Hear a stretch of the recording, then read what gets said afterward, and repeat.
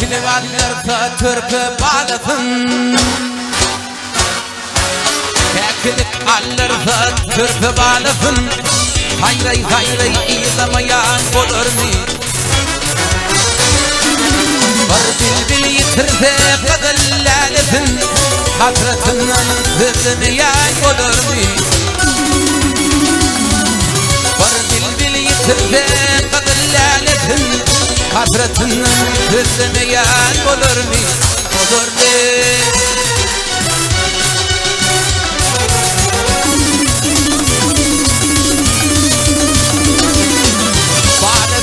Dinler atıp buluğun Dökün yaşının buluğun Akçenin alırsa yedden oğlumun Leley leley lelemeyen olur mu? Akçenin alırsa yedden oğlumun Leley leley lelemeyen olur mu? Olur mu?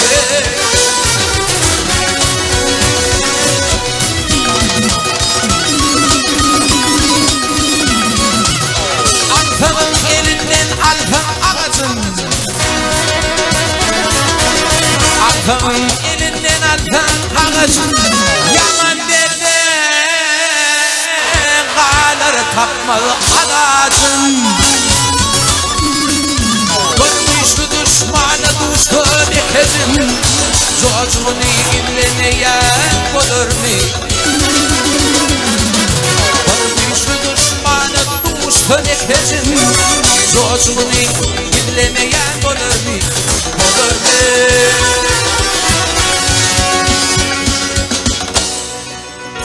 Türkmenle üç vakşı yatlansa eğer Gayratlı yüreklüğün telvatı olur İkisini bilsekten imma içinde halkımın rezi yapıp hemratı olur Her mikrofon alıp öne çıkanlar Dinlendir zekiyinle bağışıyım dinlendir Türkmen tulgotunun elçe büsüyün Emra bağışıyım dedi Bilen yandandır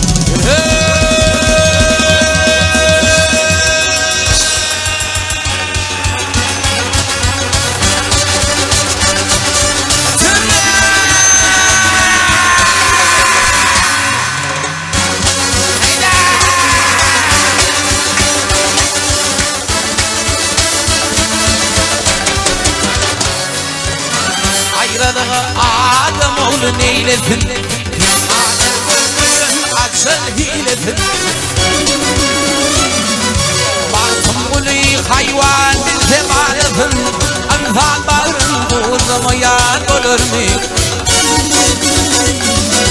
Baktım ulu hayvan bilse bağlasın Anfal bağrın uzamayan olur mu?